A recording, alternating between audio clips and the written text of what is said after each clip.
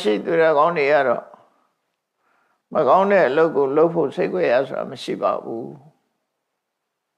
မကောင်းတဲ့အလုပ်ကိုလုပ်တဲ့ပုဂ္ဂိုလ်ဟာသူကသူစိတ်ကြွယ်ရလို့ထင်နေပေမဲ့လို့စိတ်ကြွယ်ရမဟုတ်ဘူးဆိုတာကိုပြတာပဲဖြစ်တယ်နတ္ထိလောကေရဟောနာမပပကမ္မပကရုပ္ပတောမကောင်းမှုအဟုသို့ပြုလုပ်တဲ့ပုဂ္ဂိုလ်ဖို့လောကမှာစိတ်ကြွယ်ရဆိုတာမရှိဘူးတဲ့ဘာကြောင့်မရှိတာတော့ဆိုရင်အတ္တတိပုရိသသနာတိယတိကဟတိဝါနာဝကိုယ်ကစိတ်ကြွယ်ရလို့ထင်နေပြီမဲ့လို့အဲ့ဒီနေရာမှာကိုယ်ကြည့်နေတဲ့မျက်လုံးတွေဆိုတာလူထဲမှာလည်းမဟုတ်ဘူးကိုလို့တာကိုမြင်နိုင်တဲ့လက်တွေရှိတယ်ကိုလို့တာကိုမြင်နိုင်တဲ့လက်တွေရှိတယ်ကိုပတ်ဝန်းကျင်မှာကိုကမမြင်ရပေမဲ့ကိုကိုမြင်နေတဲ့ပုဂ္ဂိုလ်ရှိတယ်ပေါ့ဒါကြောင့်မို့စိတ်ကြွယ်ရဆိုတာမဟုတ်ဘူးနောက်ဆုံးမှာဘယ်သူမှမရှိဘူးဆိုတော့အတ္တတိပုရိသသနာတိယတိကာတိဝနာဝကိုမဟုတ်တာလောက်တာကိုသိနေတဲ့လူတယောက်ရှိတယ်တဲ့အဲ့ဒါဘယ်သူလဲဆိုကိုယ်တိုင်ပဲသူများမသိဘူးလို့တော့ရှိကောင်းရှိမယ်အဲ့ဒီကိုလောက်တာကိုမသိဘူးဆိုတော့မရှိဘူးဒါကြောင့်မို့အတ္တတိပုရိသသနာတိဘယ်စိတ်ကြွယ်ရလို့ထင်မနေနဲ့ကိုလောက်တာကိုတော့သိနေတယ်အဲ့ဒီကိုသိနေခြင်းဟာစိတ်ကြွယ်ရမဟုတ်ခြင်းပဲဖြစ်တယ်လို့ဒီလိုအတွေးခေါ်နဲ့လောကမှာစိတ်ကြွယ်ရမရှိလို့မကောင်းမှုကောင်းကုသိုလ်လုပ်တဲ့အခါမှာစိတ်ကြွယ်ရတောင်းမှမလုပ်အောင်ရှောင်ရှားနိုင်ဖို့အရေးကြီးတယ်လို့ဆိုလိုတဲ့အဓိပ္ပာယ်ပဲဖြစ်တယ်ရသော်ဘုရားရဲ့အရဟံဆိုတဲ့ဂုဏ်တော်ဟာလောကလူသားတွေကစိတ်ကြွယ်ရတွေ့လို့ရှိရင်မကောင်းတာလုပ်တတ်ကြတော့လေရသော်ဘုရားကရသော်ဘုရားဖို့မကောင်းမှုဆိုတာလုံးဝမပြုလို့စိတ်ကြွယ်ရမှတောင်မကောင်းမှုပြုတယ်ဆိုတာမရှိလို့ဒီဂုဏ်တော်ကြီးကိုရရှိထားတာဒီအရေးချင်းတစ်ခုကိုရရှိထားတာအဲ့တော့စိတ်ကြွယ်ရကိုမကောင်းမှုမလုပ်ဘူးဆိုတဲ့ပုဂ္ဂိုလ်မှတကယ်ကိုကျင့်တရားပြည့်ဝတဲ့ပုဂ္ဂိုလ်လို့ဆိုရမှာဖြစ်တယ်လုံးဝဖြူစင်တဲ့ပုဂ္ဂိုလ်လို့ပြောရမှာဖြစ်တယ်အဲ့တော့လောကလူသားတွေကလုံးဝဖြူစင်တဲ့ပုဂ္ဂိုလ်ဆိုတာအမှန်တမ်းရှားဖရာယဟန္တာမှသာလင်စိတ်ကြွယ်ရရောက်တဲ့အခါမကောင်းမှုအကုသိုလ်မလုပ်တာရှိနိုင်တယ်ကြံတဲ့ပုထုဇဉ်တွေကတော့လွတ်ကင်းမှုဆိုတာအမှန်တမ်းရှားတယ်ပေါ့မရှိဘူးတော့မဟုတ်ပုထုဇဉ်တွေကလည်းပဲအတွေ့အခေါ်မျှော်မြင်ရှိတဲ့ပုဂ္ဂိုလ်တွေအသိဉာဏ်ရှိတဲ့ပုဂ္ဂိုလ်တွေဟာစိတ်ကြွယ်ရမှမကောင်းမှုမလုပ်ကြဘူးစင်ကြယ်အောင်နေတယ်လူရှိမှမကောင်းတာမလုပ်သလိုစိတ်ကြွယ်ရမှလည်းပဲမကောင်းတာမလုပ်ကြဘူးဆိုတဲ့ပုဂ္ဂိုလ်တွေဟာပုထုဇဉ်အတိုင်းဝိုင်းထဲမှာလည်းရှိတယ်အရိယာဖြစ်သွားရင်တော့လုံးဝဒါကင်းရှင်းသွားတယ်လို့ပြောမှာဖြစ်တယ်အဲ့တော့ကိုယ့်ကိုဘယ်လောက်ထိအောင်ကိုကျင့်တရားကောင်းတယ်လဲဆိုတာစမ်းသပ်ကြည့်ရမှာဖြစ်တယ်ကိုကျင့်တရားဘယ်လောက်ခိုင်ပါသလဲကိုဟာဘယ်လောက်စင်ကြယ်တဲ့ပုဂ္ဂိုလ်ဖြစ်တယ်လဲဆိုတာစိတ်ကြွယ်ရရောက်တဲ့အခါမှာလူရှိမှမလုပ်ရတဲ့အလုပ်မျိုးလုပ်နိုင်သလားလုပ်မိသလားလုပ်သလားလူရှိမှမလုပ်ရတဲ့အလုပ်မျိုးကိုယ်ရကြတော့လုပ်သလားလို့ကိုဆန်းစစ်ကြည့်ဖို့လိုတယ်ကိုစိတ်ကိုအကဲခတ်ကြည့်ဖို့လိုအဲ့ဒါကိုသီလဝိမန္တနာစဆိုတာ50ထဲမှာ350မြောက်မှာပါရှိတယ်ဒီဇာလေးကကိုကျင့်တရားခိုင်မာဖို့အတွက်တန်တင်ပြသဆုံးမပေးတဲ့စက်ကလေးဖြစ်လို့ ဒီဆက်ဖြစ်လို့ကိုကျင့်တရားအတွက်ကိုယ့်ကိုသင်္ကန်းစာယူပြီးတော့ပြုပြင်နိုင်တဲ့အနေအထားမျိုးရရှိနိုင်တယ်ပေါ့သင်္ကန်းစာဆိုတာယူပြီးကိုယ့်ကိုပြင်မှအကောင်းဆိုတာဖြစ်တယ်လောကလူတွေဟာကိုယ့်ကိုမပြင်သေးသမျှလူကောင်းမဖြစ်နိုင်ပါဘူးဆရာမိဘတွေကပြင်တယ်ဆိုတာဆရာမိဘတွေရှေ့မှာကောင်းနိုင်တော့လည်းပဲဆရာမိဘရှေ့မဟုတ်တဲ့အခါမှာအကျင့်စရိုက်တွေကပြန်ပြီးတော့နိုးထလာတတ်တယ်ပေါ့အဲ့တော့ကိုယ်တကယ်သူတော်ကောင်းဖြစ်ပြီဆိုလို့ရှိရင်ကတော့ကိုယ်ဖို့မှာမဟုတ်တာလုပ်ဖို့စိတ်ကြွယ်ရဆိုတာမရှိဘူးအလုံးဟာကိုသိနေရင်ကိုယ့်ကိုယ်သိက္ခာကိုရှက်ရွံ့နေမဟုတ်တာမလုပ်ဘူးလို့ဆိုတယ်ဟိရိဝတ္တပတရားတွေကိုယ့်ရဲ့ထဲမှာအပြည့်အဝရှိနေမယ်ဆိုရင်ကိုယ်ချင်းတရားကိုယ်တဏ္ဍာမှာအပြည့်အဝရရှိပြီးတော့စိတ်ကြွယ်ရမှတော့ကိုယ်ချင်းတရားကောင်းမွန်တဲ့ပုဂ္ဂိုလ်မျိုးဖြစ်လာနိုင်တယ်အဲ့တော့ပုရုဇဉ်အနေနဲ့ဒီအဆင့်ရောက်အောင်ကိုပဲကြိုးစားသင့်တယ်ပေါ့ဒီအဆင့်ရောက်အောင်ပဲကြိုးစားသင့်အခြားသောတပန်သဂရကအနာကအဆင့်တွေသာထားကြည့်ကိုယ့်ရဲ့ကိုယ်ချင်းတရားခိုင်မာမှုဟာစိတ်ကြွယ်ရာထိအောင်အာမခံချက်ရှိလားကိုယ့်ကိုစမ်းသပ်ပြီးတော့တိဆောက်ဖို့ခိုင်မာဖို့လေ့ကျင့်မှုအတ္တမရေးကြည့်တယ်ဒီဘဝမှာလေ့ကျင့်လိုက်မယ်ဆိုရင်ဘယ်ဘဝရောက်ကိုယ့်ရဲ့စိတ်ဓာတ်ခိုင်မာမှုဟာဖြစ်လာမှာပဲဖြစ်တယ်ဒီဘဝမှာမလေ့ကျင့်မှုဆိုရင်နောက်ဘဝတွေမှာဖြစ်လာဖို့ဆိုတာအတ္တမခဲရင်ပါရမီဆိုတာကိုလုံးတဲ့မွန်မြတ်တဲ့အလုပ်ကိုအကြောင်းပြုပြီးတော့ခေါ်တာသာဖြစ်တယ်ပါရမီဆိုတာပရမတ္တကမ္မပါရမီလို့ဆိုတယ်မြင့်မြတ်တဲ့စိတ်နဲ့မှလုပ်လို့ရတာမြင့်မြတ်တဲ့စိတ်ရှိပြီဆိုရင်မြင့်မြတ်တဲ့အလုပ်ကိုလုပ်တော့တာပဲအဲ့ဒါပါရမီဖြစ်လာမှာပဲကောင်းတဲ့အကျင့်စရိုက်တွေကိုကိုယ်လေးတာသင်ယူပြီးတော့ကောင်းတဲ့အကျင့်စရိုက်တွေကိုကိုယ့်ရဲ့ထဲမှာတိဆောက်ကြရမှာဖြစ်တယ်စတင်မွေးမြူပြီးတော့တိဆောက်ရမှာဖြစ်တယ်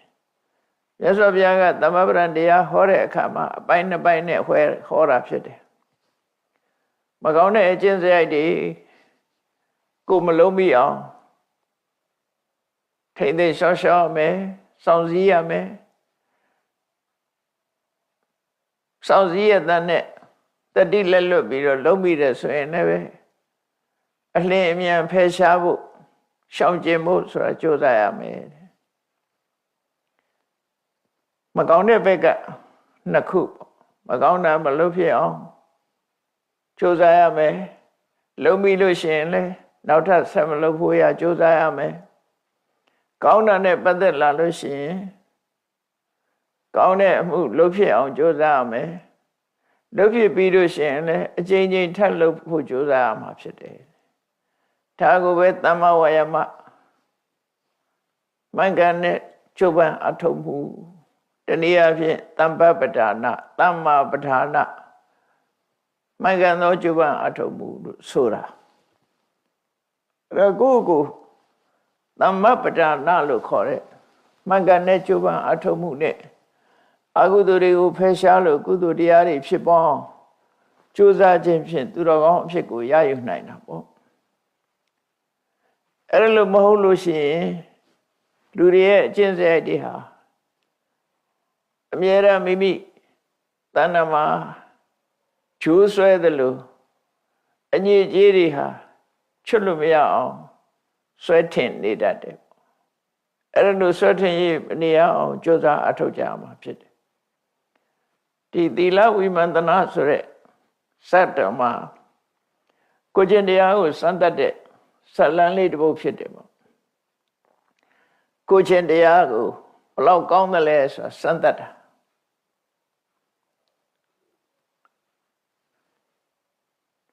ဒီဇာလံဖြစ်ပေါ်လာပုံကတော့ မြတ်စွာဘုရားကသာဝတိမြို့စေရွန်ကျောင်းမှာသတင်းသုံးနေတဲ့အချိန်မြတ်စွာဘုရားကစေရွန်ကျောင်းမှာသတင်းသုံးနေရဲ့ရှိနေတဲ့အချိန်မှာမြတ်စွာဘုရားနဲ့အတူတကွစေရွန်ကျောင်းမှာနေထိုင်ကြတဲ့ယဟန်900ဟာတရားအထုတ်နေတဲ့တရားအထုတ်ဖို့ကြိုးစားနေတဲ့ယဟန်တွေပဲဖြစ်လင့်ကြတာညတောင်းကောင်ရံကာလမှာကာမဝိတက်လို့ခေါ်တဲ့ကာမဂုဏ်အာယုံခံစားလို့တဲ့စိတ်တွေဖြစ်ပေါ်နေကြတယ်။ဘာကြောင့်လို့ဆိုရင်မြတ်စွာဘုရားလက်ထက်ကလူငယ်လူရွယ်တွေသာသနာပေါင်းဝင်လာကြတယ်။တချို့လည်းမိသားစုအိမ်နောက်တွေကိုစွန့်ပြီးတော့သာသနာပေါင်းဝင်ကြတာဖြစ်တယ်။အဲ့လိုဝင်လာတဲ့ပုဂ္ဂိုလ်တွေဟာကာမဝိတက်လို့ဆိုတာလူဘဝတုန်းကကြုံတွေ့တာတွေကိုပြန်ပြီးတတိယပြီးတော့တွေးပြီးနေကြတဲ့ပုဂ္ဂိုလ်တွေလွမ်းဆွတ်နေကြတဲ့ပုဂ္ဂိုလ်တွေစေရွန်ကျောင်းကတန်ဃာတွေထဲမှာဒါတွေရှိလာတယ်တချို့လဲလူဘဝကိုအားကြပြီးတော့စိတ်ကူးရင်နာတွေဖြစ်လာတယ်မြတ်စွာဘုရားကယဟန်တန်ဃာတွေကိုစောင့်ရှောက်တဲ့အနေနဲ့စောင့်ကြည့်နေတာဘယ်လိုထိစောင့်ကြည့်တော့ဆိုရင်ဥပမာပေးထားတာမျက်လုံးတစ်လုံးနဲ့ရှိတဲ့ပုဂ္ဂိုလ်မျက်စိတစ်လုံးသာရှိတဲ့ပုဂ္ဂိုလ်ဟာအဲ့ဒီမျက်စိလေးကောင်းတဲ့မျက်စိလေးပြတ်မသွားအောင်ထိမ့်သိမ်းစောင့်ရှောက်သလိုတဲ့သာသမီတူတဲ့ရှိတဲ့ပုဂ္ဂိုလ်ကလည်းဒီသာသမီလေးတူကိုပဲထိမ့်သိမ်းစောင့်ရှောက်သလိုသမရီဆိုတဲ့သားကောင်ဟာလည်းသူ့ရဲ့မြည်ဆံကိုထိမ့်သိမ်းစောင့်ရှောက်သလိုအမြဲတမ်းတတိထားပြီးတော့ယဟန်တွေကိုမြတ်စွာဘုရားကြည့်တယ်တရားနှလုံးသွင်းကြရလားကောင်းတဲ့စိတ်တွေစင်စဲမပြတ်ဖြစ်ရလားမကောင်းတဲ့အကုသိုလ်စိတ်တွေဝင်သလားဆိုတာကို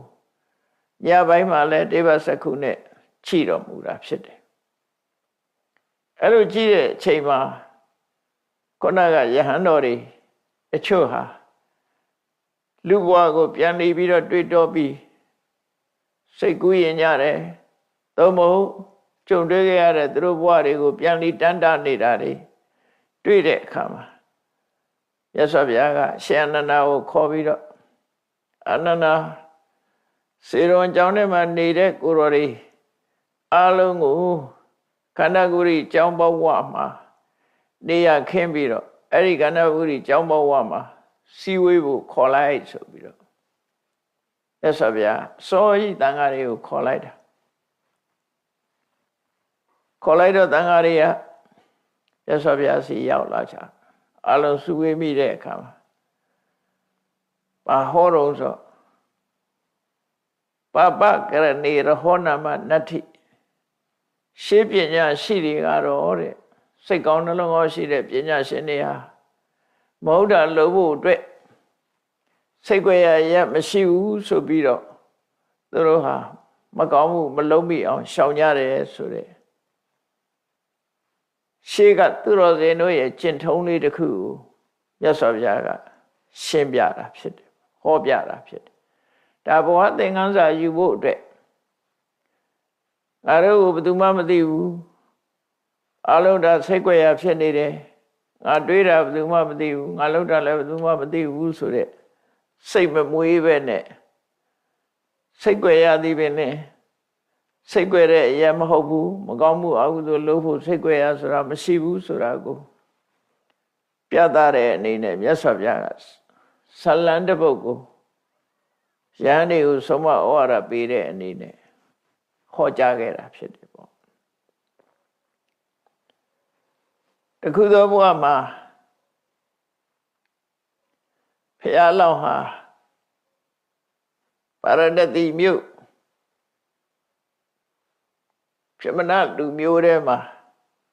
သွားပြီးတော့ဖြစ်တယ်အဲ့တော့ပြမနာလူမျိုးဖြစ်တဲ့အခါကျတော့အဲ့ဒီဗာရဏသီပြည်မှာလည်းပဲလူငယ်လူရွယ်တွေကိုပညာသင်ပေးတဲ့ဓိတာပမောက္ခဆိုတဲ့ဆရာရှိတယ်ဓ ထိတာပါမောက္ခဆိုတာပေရက်ကလာအယလေးမျက်နာရဲ့ဆရာကြီးဆိုတဲ့အဓိပ္ပာယ်ပေါ့နော်အယလေးမျက်နာ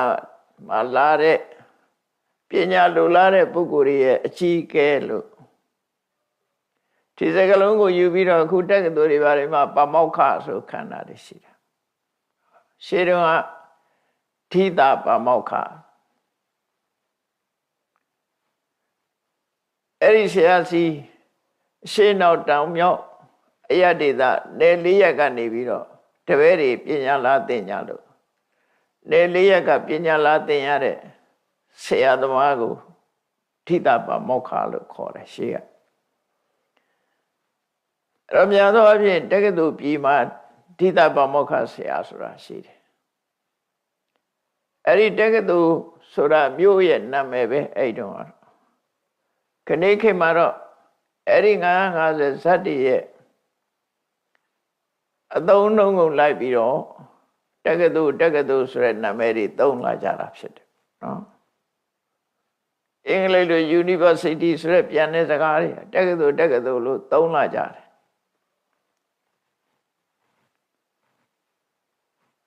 950ဇတ်တည်းရဲ့မြန်မာနိုင်ငံမှာဩဇာတက်ရောက်မှုလို့ဆိုရမှာဖြစ်တယ်ပညာမျိုးစုံသင်တဲ့နေရာကိုတက္ကသိုလ်လို့ခေါ်တာတက္ကသိုလ်ဆိုတာမျိုးရဲ့နာမည်အခုဒီဇာလန်းမှာတော့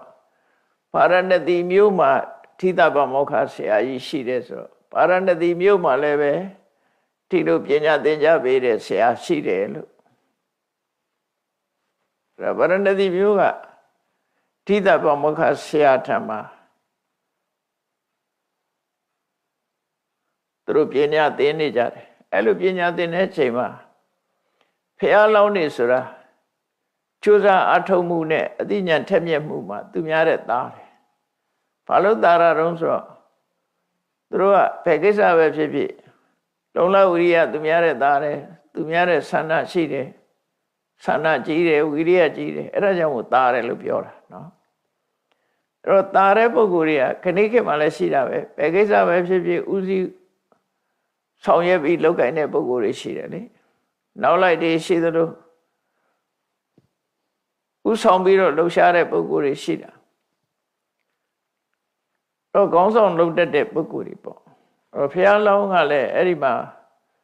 သူကပညာသင်တဲ့ကျောင်းသား900ထဲမှာသူ့အပါဝင်ဖြစ်တယ်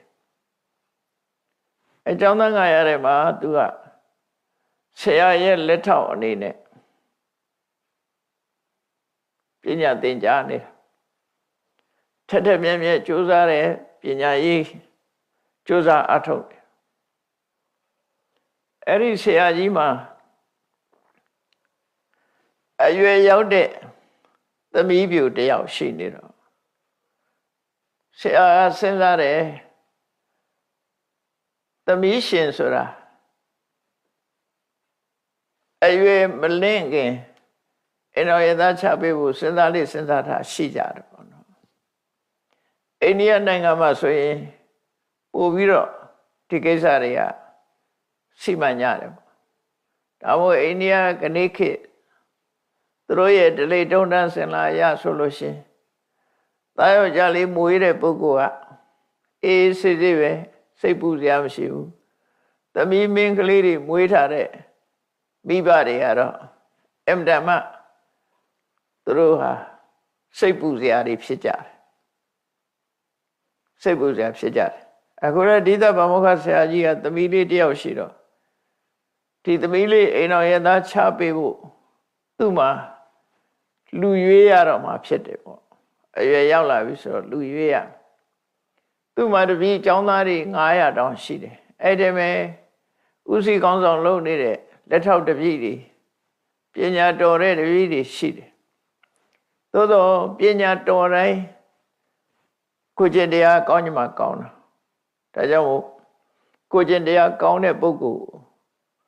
ရွေးချယ်ဖို့ဆရာကြီးကစိတ်ကူးရတယ်သူစိတ်ထဲမှာအကျင့်သီလကောင်းတဲ့ပုဂ္ဂိုလ်စာရိတ္တကောင်းတဲ့ပုဂ္ဂိုလ်ငါသမီးနဲ့လက်ထပ်ပေးမယ်ဆိုပြီးရှိရွယ်ချက်နဲ့ဆရာကြီးက ပြည့်တွေကိုခေါ်လိုက်တယ်ခေါ်ပြီးတော့ကြွကြောင်းပြောတယ်ငါတပည့်တို့တဲ့ငါသမီးကလည်းအရွယ်ရောက်နေပြီတဲ့ငါသမီးကိုအိမ်တော်ရဲ့သားချပေးခြင်းတယ်ဝိဝါဟလို့ခေါ်တယ်မိဘတွေကသုံးရင်ဝိဝါဟလို့သုံးရဒီသမီးရှင်ဘက်ကပြောတာဝိဝါဟအိမ်တော်ဘက်သားရဲ့ရှင်ဘက်ကပြောရင်အာဝါဟအဲ့ဒါလည်းမှန်အောင်သုံးဖို့လိုတယ်ပေါ့နော်ဒါဗမာပြည်မှာလည်းဒီစကားလုံးကသုံးတာဒါပေမဲ့အခုတော့နည်းနည်းသုံးနေလာတော့မသိဘူးအာဝါဟဝိဝါဟမင်္ဂလာဆိုတာလေအာဝါဟနဲ့ဝိဝါဟဒါပါဠိစကားတွေခဏမှာတော့ထိမ်းများလက်ထပ်တယ်လို့သုံးတာပဲများတယ်ထင်ပါရဲ့အာဝါဟဝိဝါဟဆိုတာသိပြီးတော့မသုံးကြဘူးအဲ့တော့အဓိပ္ပာယ်ကဘာလို့ဆိုအာဝါဟဆိုတာယောက်ျားလေးဘက်ကမိဘတွေကအမျိုးသမီးကိုလာပြီးတော့သမီးရှင်ထံကသမီးကိုလာယူသွားတာခေါ်သွားတာကိုအာဝါဟလို့ခေါ်တယ်သမီးရှင်ကနေပြီးတော့သူတို့သားလောင်းစီကိုပို့ပေးတာကြတော့ဝိဝါဟလို့ခေါ်တယ်သူတို့စီမှာထုံးစံကယောက်ျားလေးကအမျိုးသမီးအိမ်လိုက်တာမရှိဘူးအမျိုးသမီးကပဲယောက်ျားလေးအိမ်လိုက်ရမှာဒါအိန္ဒိယထုံးစံနော်အာဝါဟဝိဝါနှစ်ခုစလုံးဟာသူတို့သားဘက်ကနေပြီးသူတို့သမီးကိုလာခေါ်တာအာဝါဟသူတို့သမီးဘက်ကသူတို့သားအိမ်ကိုပို့ဆောင်ပေးတာဝိဝါဟအဲ့တော့ဒီသဗ္ဗမုခဆရာကြီးကသူ့သမီးကိုသူတို့သားအိမ်ကိုပို့ပေးရအဲ့ဒီပို့ပေးတဲ့မင်္ဂလာလက်ထပ်ပွဲကိုသူလုပ်ဖို့စဉ်းစားတာအဲ့တော့တပည့်တွေကိုပြောတယ်ငါသမီးရွယ်ရောက်လို့အိမ်တော်ဘက်စီငါပို့ပေးဖို့စီမံရလိမ့်မယ်အဲ့တော့အဲ့လိုပို့ပေးတဲ့အခါမှာသူတို့သမီးတွေအတွက်ဝတ်စားဆင်ဖို့လိုအပ်တယ်ပေါ့လေဝလက်စားရဏပစ္စည်းတွေရဖို့တင့်တယ်ရှားရမှာဖြစ်တယ်ဒီတိုင်းလက်ပလာသွားလို့မဖြစ်ဘူးထိုက်တဲ့ရဏတွေဆင်မြန်းပြီးတော့ငါသမီးကိုအိမ်တော်ဘက်ထံကပို့ဖို့ရှိတယ်မင်းတို့ကိုယ်ဆွေမျိုးကိုမိဘအိမ်ကိုသွားပြီးတော့ဘယ်သူမှမသိအောင်လက်ဝတ်လက်စားအဝတ်တန်းစာတွေကိုတိတ်တဆိတ်ရှူပြီးတော့ငါ့ကိုပေးကြလို့ဆိုပြီးတော့သူသမီးပေးကြမလို့ဆိုပြီးကျောင်းသားတွေကိုအဲ့လိုခိုင်းတာနော်ဘယ်သူမှမမြင်စေရဘူးဘယ်သူမှမမြင်အောင်တိတ်တိတ်ရှူဆောင်ပြီးတော့ငါစီကိုပေးကြတယောက်ယောက်မြင်တဲ့ဟာမျိုးဆိုရင်တော့ငါမယူဘူးဘယ်သူမှမမြင်အောင်တိတ်တိတ်ယူလာတဲ့ပစ္စည်းမျိုးငါလက်ခံမယ်ဆိုဆရာကြီးကတပည့်တွေကိုမှားတယ်မှားတော့တပည့်တွေကလည်းဆရာကြီးပြောတဲ့အတိုင်းလုပ်ကြတယ်ပေါ့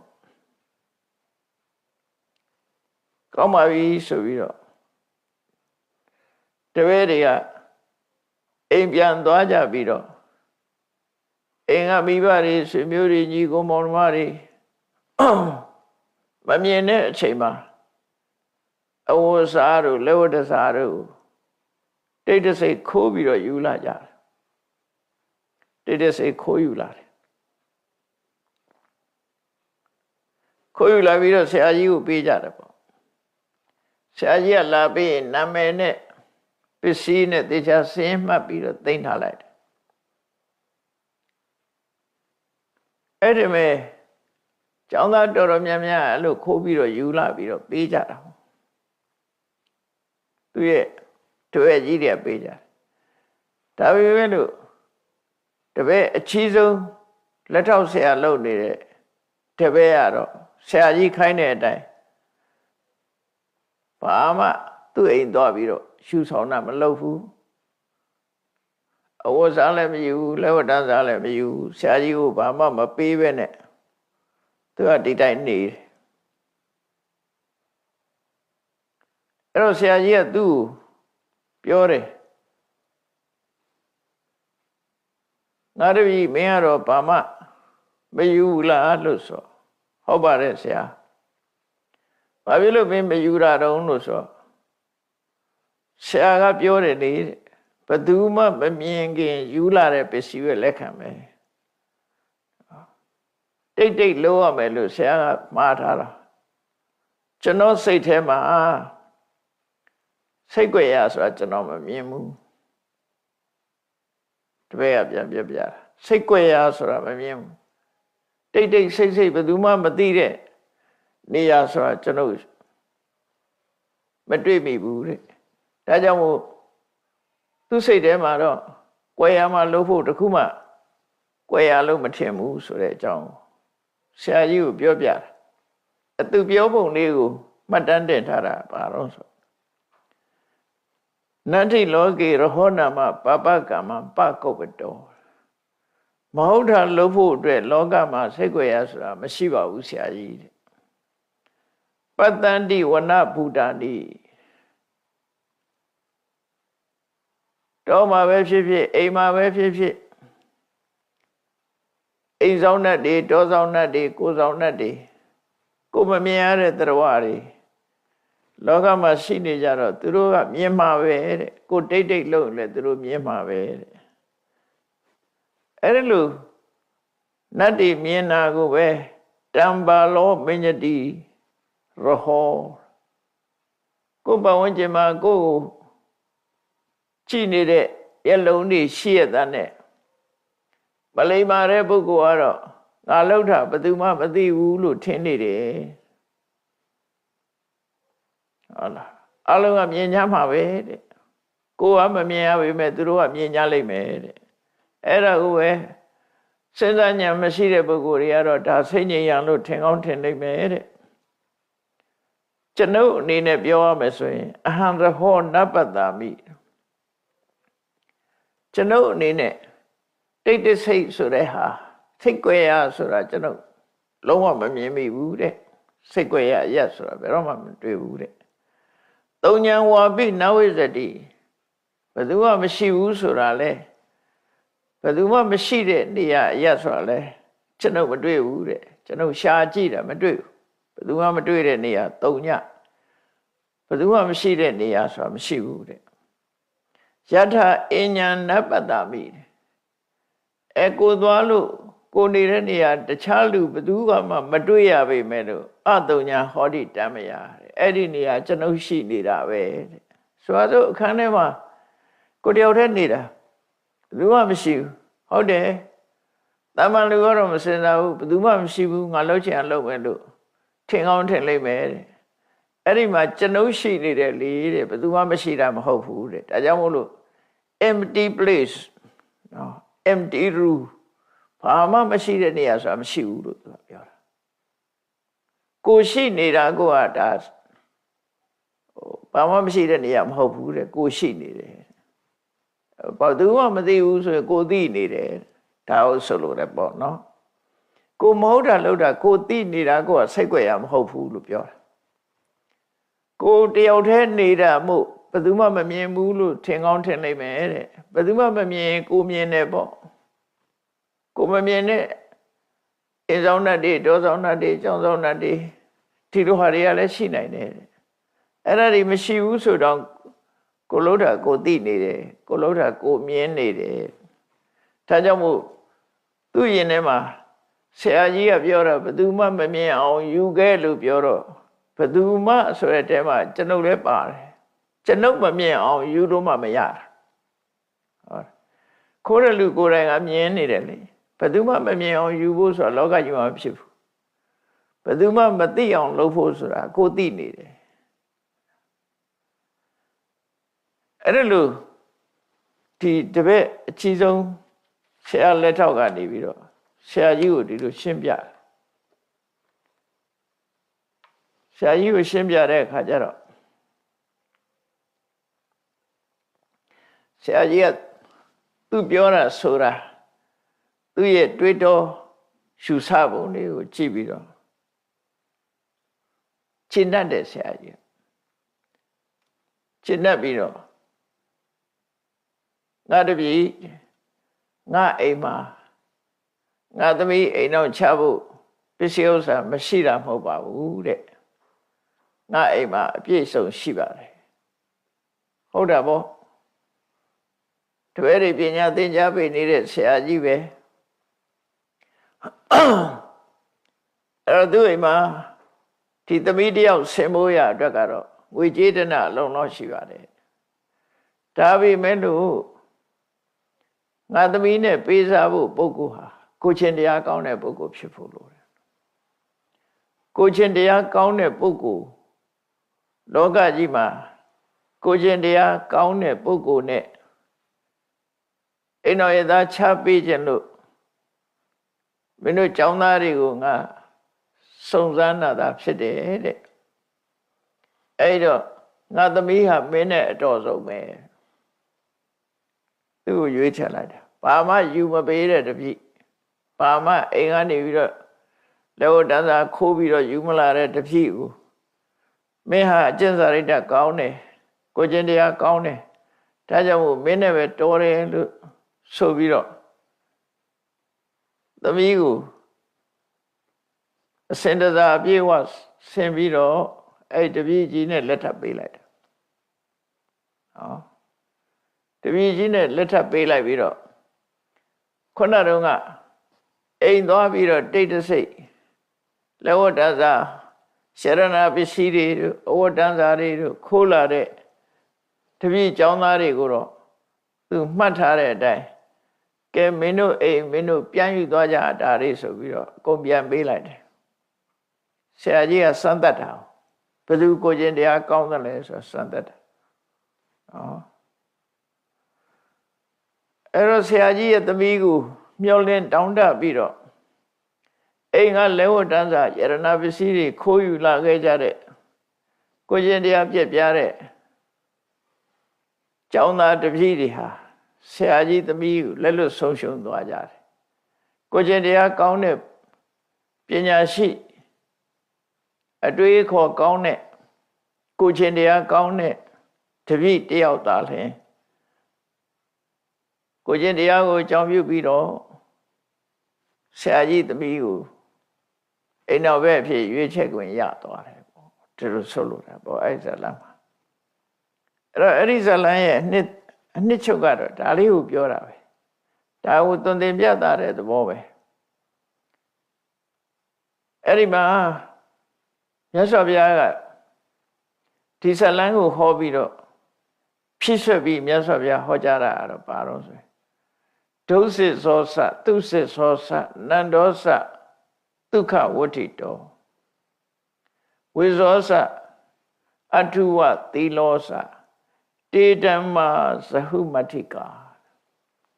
အမည်နာမလေးတွေဖော်ထားတယ်လူ6ယောက်ကျောင်းသား6ယောက်အိမ်ကပစ္စည်းခိုးပြီးတော့ယူလာတဲ့ကျောင်းသား6ယောက်တယောက်ကဒုစစ်စာတယောက်ကသူစစ်စာတယောက်ကနန္ဒာတဲ့တယောက်ကဒုက္ခဝဋ္ဌိကာတယောက်ကဝိသတယောက်ကအတုဝသီလာတို့သူတို့နာမည်တွေကိုထုတ်ဖော်ပြီးတော့တေတမ္မာဇဟုမတ္ထိကာသူတို့ဟာဆရာကြီးသမီးရလို့စိတ်နဲ့ကိုကျင့်တရားကိုစွန့်ပစ်ခဲ့တဲ့ပုဂ္ဂိုလ်တွေဖြစ်တယ်ဟုတ်တယ်ကိုကျင့်တရားကိုစွန့်တဲ့ပုဂ္ဂိုလ်တွေဖြစ်တယ်ကိုငကောအကျင့်ကောင်းလေးတွေကိုစွန့်ပစ်ကြတယ်တစုံတစ်ခုရလို့မှုကြောင့်ကိုကျင့်တရားပြက်ပြားသွားတယ်တေတမ္မာဇဟုမတ္ထိကာတော့လောကလူတွေကတခုခုရလို့မှုနဲ့ကိုကျင့်တရားကိုစွန့်ပစ်ကြတယ်အလွယ်တကူဖယ်လိုက်ကြတယ်ကိုယ့်ရဲ့ကိုကျင့်တရားကိုအလွယ်တကူစွန့်လွှတ်လိုက်ကြတယ်ပေါ့နော်သူတို့လည်းပဲလူတွေလိုက်တာကျင့်သုံးရမယ်ကိုကျင့်တရားတွေကိုစွန့်လွှတ်လိုက်ကြတယ် ပြမနောစကတံဇဟေသဗ္ဗဓမ္မနပါရကုပြမနောစကထံဇဟေသဗ္ဗဓမ္မနပါရကုဆိုကိုချင်းတရားနဲ့ပတ်သက်ပြီးတော့စဉ်းစားဉာဏ်ရှိပြီးကြိုးစားအထုတ်လို့ထုတ်တဲ့ကျောင်းသားအချီးဆုံးမြင့်မြတ်တဲ့ကျောင်းသားကတော့တဲ့ကထံဇဟေကိုချင်းတရားကိုသူဆရာကြီးတပည့်ကိုရလို့ရေးအတွက်နဲ့ကိုချင်းတရားကိုသူအပြတ်မခံကိုချင်းတရားကိုမစွန့်လို့ဘူးလို့ဆိုတော့ယောဓမ္မမနုပါလေတိကိုချင်းတရားကိုသူထိမ့်သိမ့်နိုင်တယ်ကိုချင်းတရားကိုဘာနဲ့မှမလဲဘူးလို့ဆိုလို့အဲ့တော့လောကလူတွေကကိုချင်းတရားနဲ့ငွေဆိုရင်ငွေနောက်လိုက်တယ်ကိုချင်းတရားကိုဖယ်လိုက်ပြီးတော့ငွေနောက်လိုက်တယ်ကိုချင်းတရားနဲ့ယာဓုဆိုရင်လည်းယာဓုနောက်လိုက်တာကိုချင်းတရားနဲ့အခွင့်အရေးဆိုရင်လည်းအခွင့်အရေးနောက်လိုက်တယ်ကိုရှိတဲ့ကိုချင်းတရားကိုအလွယ်တကူစွန့်လွတ်ပြီးတော့လက်တလောရရှိလာနိုင်တဲ့ငွေကြေးဒနာအတွက်ဖြစ်စေကြော်ကြားမှုအတွက်ဖြစ်စေခွင့်ရေးအတွက်ဖြစ်စေအဲ့ဒါတွေအတွက်လူတွေကလိုက်ပြီးတော့လုံးလေးရှိကြတယ်တဲ့ဒါလောကရဲ့သဘာဝထိတိမသစ္စာနိကမောကိုကျင့်တရားနဲ့ပတ်သက်ပြီးတော့အခိုင်အမာစိတ်ဓာတ်ခိုင်မာတဲ့ပုဂ္ဂိုလ်လုံလဝိရိယရှိတဲ့ပုဂ္ဂိုလ်ကိုကျင့်တရားကိုတန်ဖိုးထားတဲ့တည်ကြည်ခိုင်မာတဲ့ပုဂ္ဂိုလ်မျိုးထိတိမာသီလကိုစောင့်ထိန်တဲ့နေရာမှာကျူပန်အထုတ်တယ်ကိုကျင့်တရားကိုတန်ဖိုးထားတယ်ကိုကျင့်တရားနဲ့ပတ်သက်တဲ့ခိုင်မာတယ်ဆိုတဲ့အဲ့ဒီပုဂ္ဂိုလ်မျိုးသစ္စာနိဂမောတကယ်ကိုတဘာဝအစစ်မှန်ဖြစ်တဲ့ကိုချင်းတရားကိုသာလဲကြိုးစားအထုတ်တဲ့ပုဂ္ဂိုလ်မျိုးအဲ့တော့ကိုယ့်ရဲ့အကျင့်စရိုက်ကိုဘာနဲ့မှမလဲဘူးလို့ဆိုလို့တယ်ကိုယ့်ရဲ့ကိုချင်းတရားကိုဘာနဲ့မှမလဲဘူးဝေကျေးနဲ့လည်းမလဲဘူးယာဓုနဲ့လည်းမလဲဘူးကြော်စောမှုနဲ့လည်းမလဲဘူးဘာနဲ့မှမလဲတဲ့ပုဂ္ဂိုလ်မျိုးအဲ့လိုခိုင်မာတဲ့ပုဂ္ဂိုလ်မျိုးဟာတဲ့ဘာလို့တလဲဆိုရင်ဓမ္မကိုသာလဲအခိုင်မာကိုယ့်ရင်ထဲမှာခိုင်မြဲအောင်ထိမ့်သိဆော့ဆော့တယ်ရသော်ဘုရားကဒါကိုဖြစ်ဆက်ပြီးတော့ဟောလိုက်တဲ့စကားပဲခုနတုန်းကခေါင်းဆောင်လုပ်တဲ့မကောင်းမှုအကုသိုလ်စိတ်ကြွယ်မှာမလုပ်တဲ့အကြီးဆုံးကျောင်းသားကနတ္ထိလောကေရဟောနာမပပကမ္မပကုပ္ပတောပတ္တတိဝနဗုဒ္ဓနိတံပါလောမညတိစနောမညတိရဟောမကောင်းမှုလုပ်တဲ့ပုဂ္ဂိုလ်လောကမှာစိတ်ကြွယ်မရှိဘူးတဲ့ကိုယ်ပတ်ဝန်းကျင်ကတတ်တယ်ကိုမြင်နိုင်တယ်တဲ့ဒါပေမဲ့လို့စဉ်းစားဉာဏ်ရှိတဲ့ပုဂ္ဂိုလ်ကဒါကိုစိတ်ကြွယ်ရလို့ထင်နေတာတဲ့သူ့အနေနဲ့ကတော့အာရဟောနပတ္တမိစိတ်ကြွယ်ရဆိုတာသူမမြင်ပါဘူးသုံးဉာဏ်ဝါပိနဝိဇ္ဇတိဘယ်သူမှမရှိတဲ့နေရာဆိုတာလည်းမရှိပါဘူးတဲ့ကိုယ်ကနေဘယ်သူ့ကိုမှမတွေ့ရပေမဲ့ကိုယ်တိုင်ရှိနေသည့်အတွက်ကြောင့်စိတ်ကြွယ်ရမဟုတ်ပါဘူးလို့သူ့အတွေ့ရအဲ့လိုတွေးပြီးမကောင်းမှုအကုသိုလ်ရှောင်တယ်ဆိုတော့ဆိုလိုရင်းကတော့ကိုချင်းတရားကိုဘာကိစ္စနဲ့မှမစွန့်လွတ်တဲ့အနေအထားမျိုးရသော်ဘုရားကသွန်သင်ဆုံးမပေးတာလားဖြစ်တယ်ပေါ့အဲ့တော့ဘုန်းကြီးတို့တွေလည်းကိုကျင့်သုံးရတဲ့ကိုကျင့်တရားရဲ့တန်ဖိုးကိုထားပြီးတော့ဘယ်ရာနဲ့မှမလဲပဲနဲ့ကိုကျင့်တရားပေါ်မှာအခိုင်အမာယက်တည်ဖို့လေ့ကျင့်ကြရမှာဖြစ်တယ်လေ့ကျင့်ရမယ် ကိုယ့်ရဲ့ကိုယ်ကျင့်တရားတွေကိုတန်ဖိုးထားလို့စိတ်ကြွရမှာမကောင်းမှုအကုသိုလ်ကိုလုံးမဲ့ဆိုရင်ကိုယ်တိုင်မြင်နေတယ်စိတ်ကြွရဆိုတာမဟုတ်ဘူးကိုယ်မြင်တယ်ကိုယ်ရှက်တယ်ဆိုတဲ့အသိစိတ်ဓာတ်တွေနဲ့မကောင်းမှုအကုသိုလ်မလုံးမိအောင်ထိမ့်သိမ်းဆောက်ရှောက်ကြရမှာဖြစ်တယ်လို့ဒီသီလဝိပဿနာစက်ကဒီသင်္ကန်းစာကိုပေးတာပဲဖြစ်တယ်ပေါ့အဲ့တော့မြတ်စွာဘုရားကသာရကဒေသနာတွေဟောပြီးတဲ့အခါမှာအမြဲတမ်းသစ္စာ၄ပါးနဲ့ဒီကုန်းချုပ်တာဖြစ်တယ်သစ္စာ၄ပါးဆိုတာကိုရထားတဲ့ဘဝဟာဒုက္ခသစ္စာပဲအဲ့ဒီဘဝရဲ့အကြောင်းဖြစ်တဲ့တဏှာဟာသမုဒိယသစ္စာဖြစ်တယ်ဘဝဟာဒုက္ခဘဝကိုဖြစ်စေတဲ့အကြောင်းတရားအဓိပရဏအကြောင်းတရားတဏှာကဒုက္ခသမုဒိယအဲ့တော့တန်တရားထဲမှာဒီဒုက္ခနဲ့ဒုက္ခသမုဒိယဒီနှစ်ခုနဲ့သွားနေတာပဲဖြစ်တယ်အဲ့ဒီဒုက္ခအဆုံးသတ်တဲ့နေရာကတော့និရောဓဥပိ္ပဏအပ္ပဝတ္တိဘဝနဲ့ဘဝတဏှာဘဝနဲ့ဘဝကိုဖြစ်စေရတဲ့တဏှာဒီနှစ်ခုချုပ်ငြိမ်းသွားတာအဲ့ဒီနှစ်ခုမရှိတဲ့နေရာချုပ်ငြိမ်းတာနိဗ္ဗာန်ပဲဒါကိုစာပေကျမ်းကမှာဆိုလို့ရှိတယ်ဘဝဟာဒုက္ခသစ္စာဘဝရဲ့အကြောင်းဖြစ်တဲ့တဏှာသည်သမုဒိယသစ္စာအဲ့ဒီဒုက္ခသမုဒိယသစ္စာနှစ်ပါးတို့ရဲ့မဖြစ်ရဒီនិရောဓသစ္စာဥပိ္ပဏအပ္ပတ္တိនិရောဓော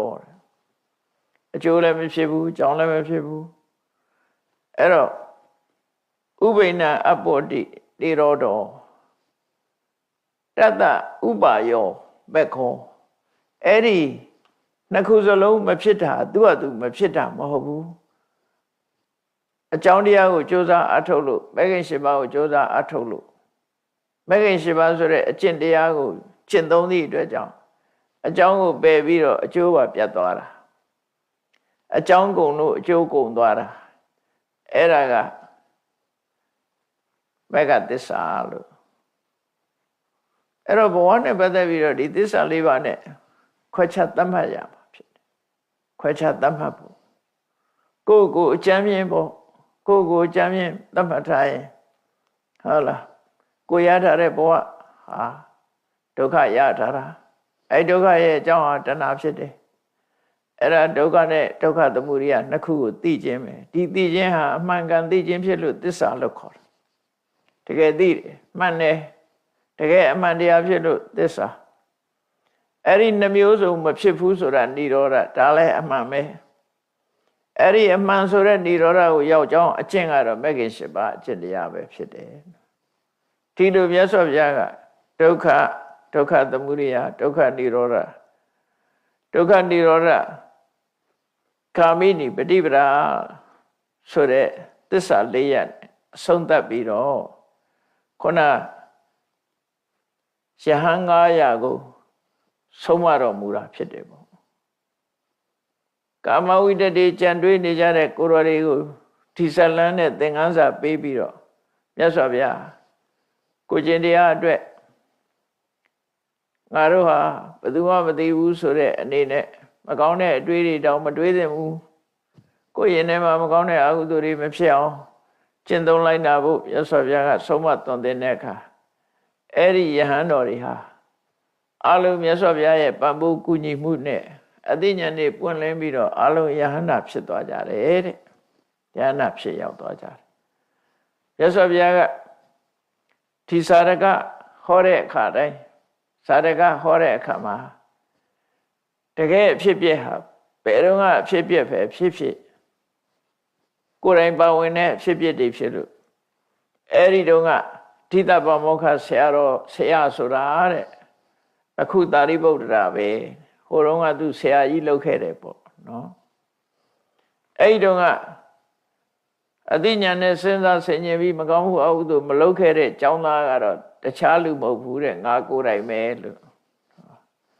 အဲ့တော့ရင့်ကျက်တဲ့အတွေးခေါ်ရှိတဲ့ပုဂ္ဂိုလ်တွေငါကိုယ်တိုင်ပဲ ဒီလိုတွေးခေါ်ပြီးတော့အမှန်ကန်ဆုံးဖြတ်ခဲ့တယ်ဆိုတာကိုရသော်ဗျာဒီဇတ်မှာ